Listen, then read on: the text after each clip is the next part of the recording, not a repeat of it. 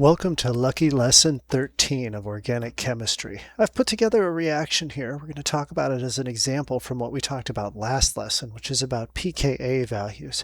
But we're going to use that to predict the strength of an acid and whether or not a reaction will actually occur. So have a look at this for a second. I've brought you acetylene, which is a triple bonded carbon with a couple of hydrogens attached, which means it's possible it could act as an acid. Acids donate protons in the Bronsted-Lowry model that we discussed, right? Acids give pluses. Bases give minuses. So that could be, in the terms of an acid, it could be something that takes away minuses, that leaves something more positive, or something that adds positives to make something more positive. Either one of those is technically an acid. But this one, acetylene, has hydrogens, so we're going to see whether or not this hydrogen attaches to this hydroxide to produce water and leave an acetylene ion behind. So let's talk about the pKa's. You might remember in the last lesson I said like, hey, -6 or something, super strong acid. +12, +20, those are very, very weak acids. So the lower the number, the stronger the acid. And an important metric to remember that I think I need to introduce here is that water has a pKa, meaning an acidity constant of, I want to say it's 15.7. It's 15 something. And acetylene, I looked it up, has a pKa of 25, which means it's a weaker acid than water. And conversely, its conjugate base is going to be super strong. We're going to call it a strong base. The weaker the acid, the stronger its conjugate base. You can think about it in terms of water now. It's a weak acid, but not as weak as acetylene. So the hydroxide, we're going to call it a slightly less strong base. And hydroxide is certainly a base. This definitely wants to make things more minusy. Okay, so when I look at this, what am I seeing? Well, water is a stronger acid, which means it's more likely to give up its hydrogen to this anion than the other way around, and this one giving up to this ion.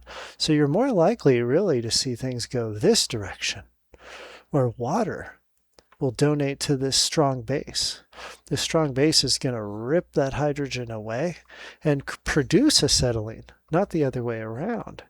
So the anion of acetylene being a super strong base is kind of your second clue here, other than just looking at the pKa's, which is how we concluded all this anyway. It's kind of all the same coin that we're talking about. Let's look at another example. Here's a cool reaction. So the first thing, let's put the names on these. This is going to be hydrogen cyanide. And we're going to combine it with sodium acetate. Acetate is an ion there, that's what that is. And over here it's going to form sodium cyanide, and that looks like it's going to be acetic acid because it's got a proton on it. Let's take a look at the structure and see if we can get an idea of what's happening here. Cyanide is triple bonded, and nitrogen is fifth in the elemental group, so it's going to have electrons there. So there'd be electronegativity on this side, and then here's the proton that we're going to try to donate as an acid. And then sodium acetate, well, what's that look like? Well, there's a methyl group, so we have our H's out this way like this. I'm going to not draw these forever for you, but I'm going to do it for this one. And it's an O2, and carbon needs to have 4 bonds, so one of them is a double bond.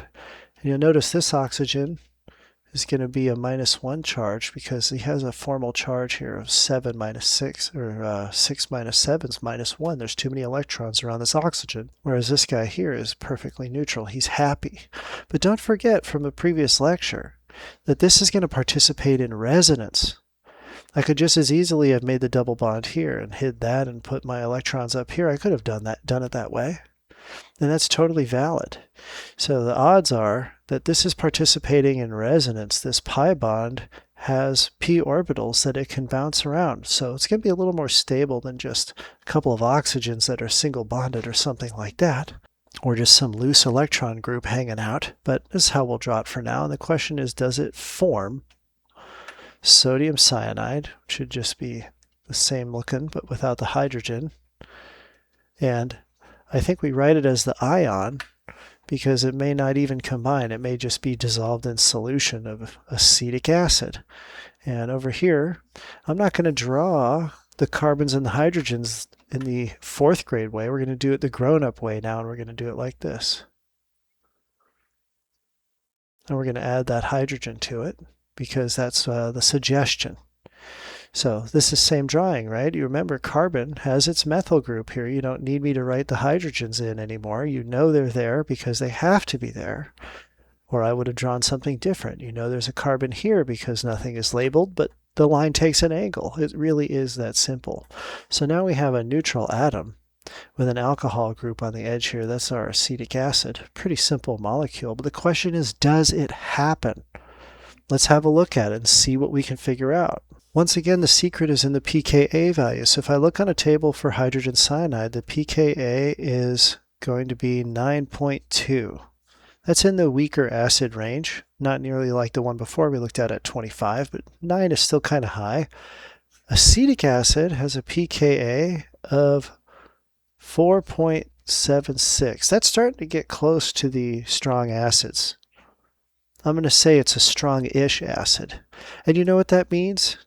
That means that this acetic acid is going to very much prefer to combine with this to create hydrogen cyanide and sodium acetate instead of the other way around. This reaction is not going to happen. It's going to go all the way to the left instead. We'll form hydrogen cyanide, not the other way around in this configuration, because the weaker acid is always going to submit to being formed by the stronger acid who leaves behind his conjugate base here. So sodium acetate is going to be the conjugate base that's formed when acetic acid and sodium cyanide are in the room with each other. It's just that simple. Here's a pretty common example of some chemicals we could mix. Let's try this out. I want you to notice how this is written. There's a few carbons here, but this acetone is written that way for a reason. So notice these are methyl groups right here. And what you're going to have is you're going to have a CH3, and you're going to have a carbon, and you're going to have a CH3, and then you're going to have a double bond to an oxygen up here because carbon needs 4. So we know it's double bonded to this oxygen. But in OChem, we don't need to write the CH3. Now you know that if nothing's there, then you know it's carbons and hydrogens. So I can write it like this. And I can put a couple electron groups here because I know oxygen needs to be neutral. You need to have 6 electrons surrounding that oxygen to have a neutral formal charge.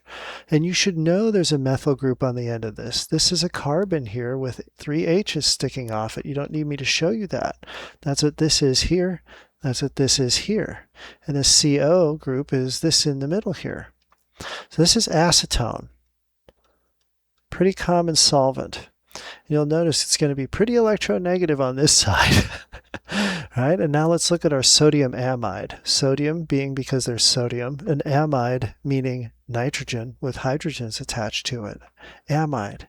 So that's going to be Na, N, and then you're going to have a couple of H's out here, but this N is also going to have a couple of electrons right here because our nitrogen is neutral charge and nitrogen needs 5 electrons. So we're happy with the way this looks here. Let's come over here and see what we're trying to form. C3COCH2 minus. So of course we're going to still have what looks like acetone, except here you're going to have 2 H's and you're going to have an electron pair here. So there's going to be a -1 formal charge on this carbon here. That's where a minus is hiding. And then we're saying that there's an Na plus floating along in solution with it. And alongside that, we're left with ammonia, NH3. And I'll write out what that looks like. Like so. That's ammonia. Okay, so the question is, does acetone combine with this here, sodium amide, to form this conjugate base from acetone and this conjugate acid, ammonia, from sodium amide? Well, once again, the secret is in looking at the pKa's. So if I look at the pKa for acetone, I find that it's about 19. That's a pretty weak acid. That is a weak acid. It doesn't necessarily, remember this is a CH3 here, it doesn't really want to kick off a hydrogen. It's not particularly interested in it. Acetone is like, yeah, I'll take that. And it can be a weak acid. It's better than the 25 from before, but remember, strong acids are like at 2. 0, -2. Acetic acid at 4 is still kind of a strong acid, but 19, that's a weak acid. So your inclination is acetone doesn't want to really act like an acid. But let's look over at the pKa for the conjugate acid, ammonia. That has a pKa of 38. That's the weakest acid you're going to find. That is like a limp noodle for a bodybuilder. This is not an acid by any stretch, other than the fact that it has hydrogens that could technically be donated, so it needs to go on the list of potential acids. But in order for ammonia to drop a hydrogen and pick up sodium, which, by the way, just think about this on the table here. Sodium has 11 protons. That's a lot bigger than my 1 proton hydrogen. It's like having to put down a 1-pound weight and pick up a kettlebell. It's not going to want to do that. It's very much not going to want to do that. And all we have to remember is that the lower the pKa, the more likely it is to do the reaction. So this ammonia is so weak that even this limp noodle on this side is going to look buff. He's going to look awesome. Acetone will absolutely combine with sodium amide to form these groups here because the conjugate is even weaker as an acid, and you'll always favor moving towards weakness of acid and base. So this reaction will absolutely happen. It will definitely go this direction. You will form ammonia with this. In fact, this is a standard method in organic chemistry for generating something called the enolate of a ketone, which aren't words you need to know right now. What you need to know right now is if I have a weak acid like acetone, am I going to actually combine it with sodium amide and end up over here? Well, you don't know anything about sodium amide yet. You don't know exactly how to look at this and say, oh yeah, these are going to combine. These are just pictures to us. These are cave paintings to you right now. But when I look at the pKa of ammonia and of acetone, you should be able to say, yes, this reaction is going to favor moving to the right because weak acids are still stronger than weaker acids. And that's the only thing I need to understand to appreciate my pKa tells me whether or not this is going to happen. To watch this full playlist in order, click on the video here on the left, or to go to the next video, just click on the video here on the right.